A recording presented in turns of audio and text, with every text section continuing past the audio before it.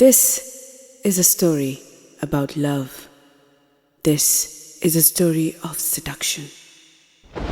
A story about a reincarnation coming from the castles of the far west. This is the story of the legend, Count Dracula.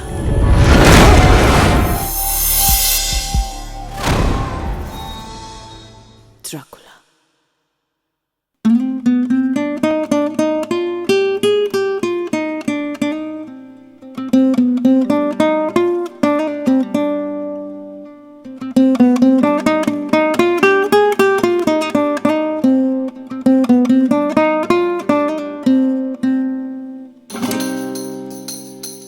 Incarna Re Verona, Revanza Via Via. Incarna Re Revanza, Count Dracula.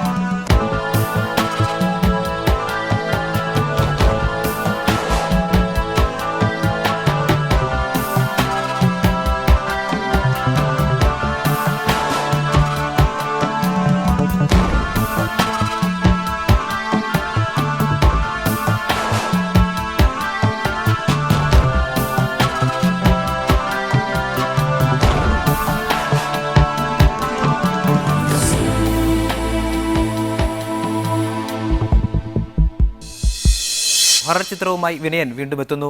പുതുമുഖങ്ങളെ അണിനിരത്തി Dracula 2012 എന്ന പേരിലാണ് പുതുചിത്രം സംവിധാനം ചെയ്യുന്നത്.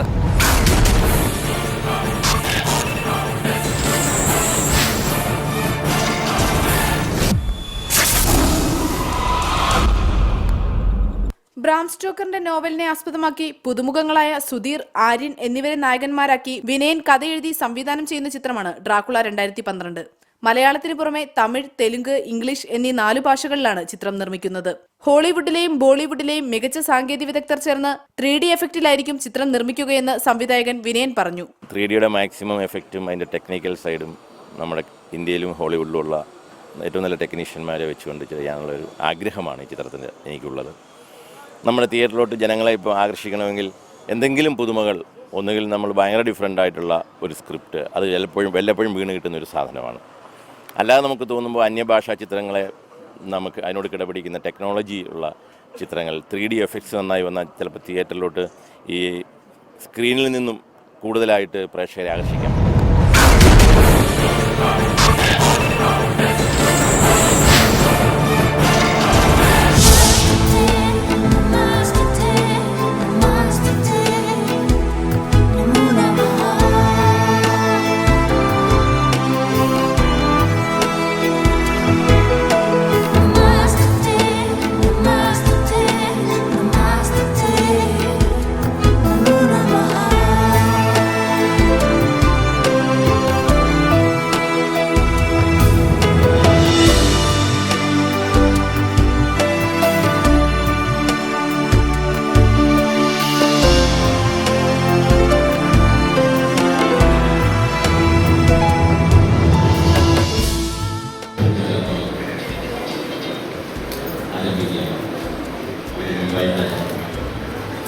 കേരളത്തിലെ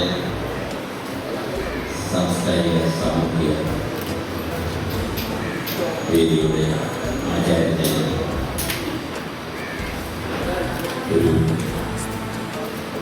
നമ്മുടെ സംസ്കാരത്തിനും നമ്മുടെ സാമൂഹ്യ നീതിക്കും വേണ്ടി ഒരു ഭീഷണരെ നൽകുകയും അനീതി കണ്ടാൽ സത്യത്തിന് വേണ്ടി കർണനെ പോലെ പോരാടുകയും ചെയ്യുന്ന അഭിമന്യനായ സുകുമാർ കഴിവിന്റെ നിര്യാതയിൽ ഒരു വിഷയമാണ്.